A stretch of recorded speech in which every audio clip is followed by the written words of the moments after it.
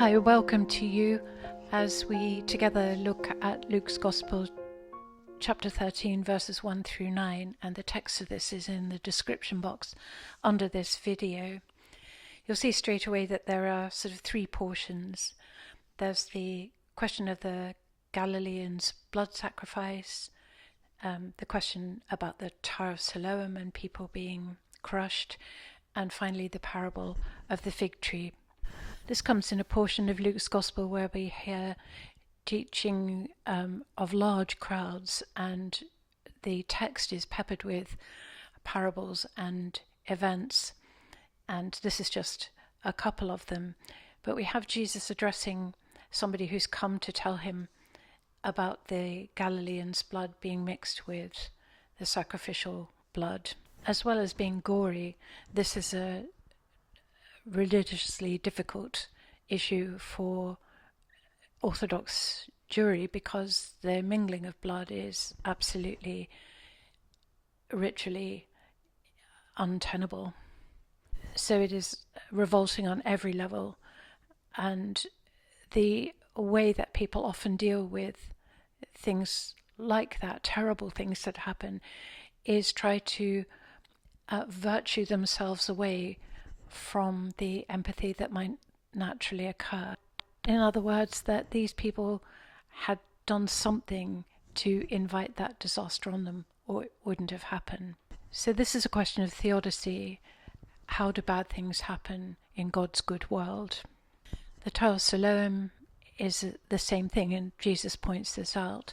So do you think that the 18 people who were crushed to death at Siloam were more sinful than everybody else in Jerusalem at that time? And of course the answer logically has to be no, but often religiously people will think that, well, they must have been terrible sinners for that to happen to them. So the murder of these people in Galilee is not something we have terribly much historical data around, but we can, it's entirely plausible, absolutely believable, and truly horrific.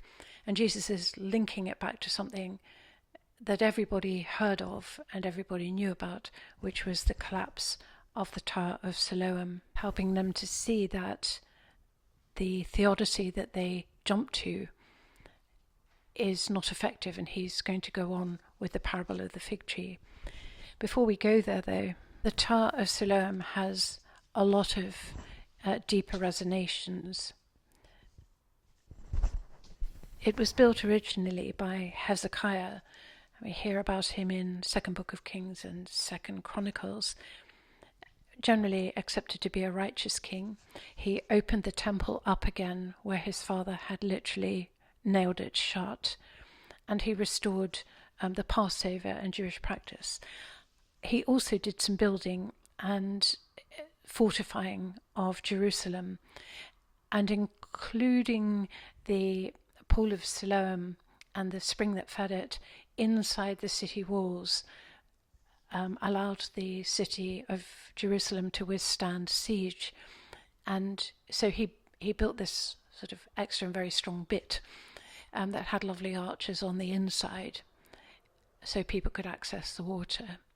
Later, Herod Antipas, in one of a series of what can really only be described as vanity projects that were hastily done and without very much expertise around in terms of Roman architecture, undertook some aqueduct enhancements and raised the wall on top of Siloam much, much, much higher,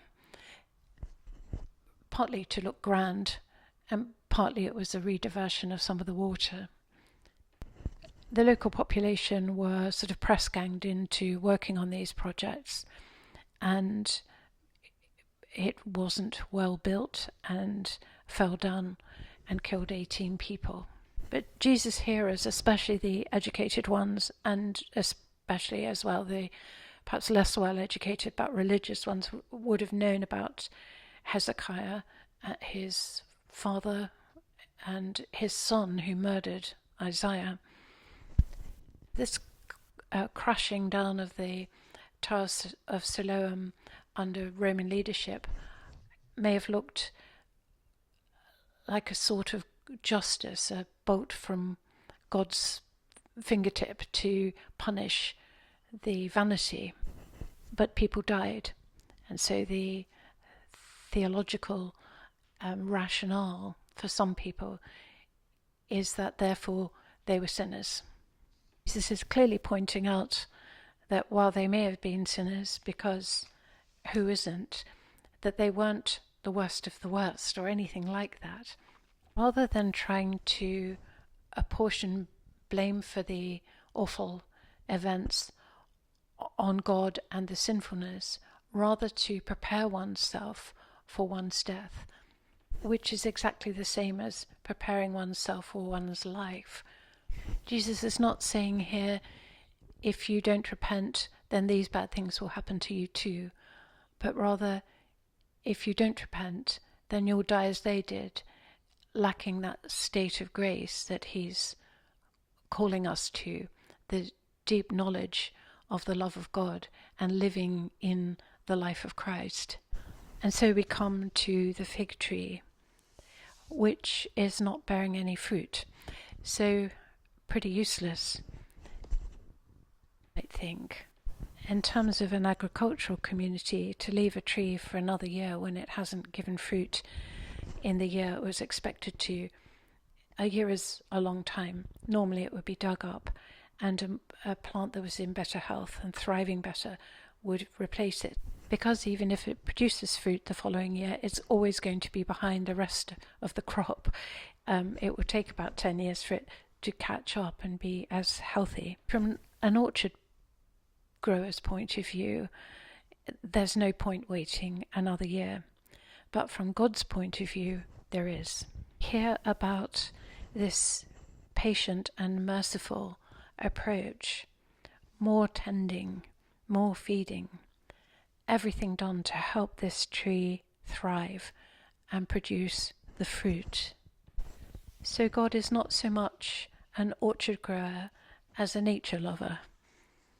And we are encouraged reading this to show gratitude for the tender care and the feeding and the growth that God gives us, and to become more vigorous in our faith and to show that out in the fruit we produce.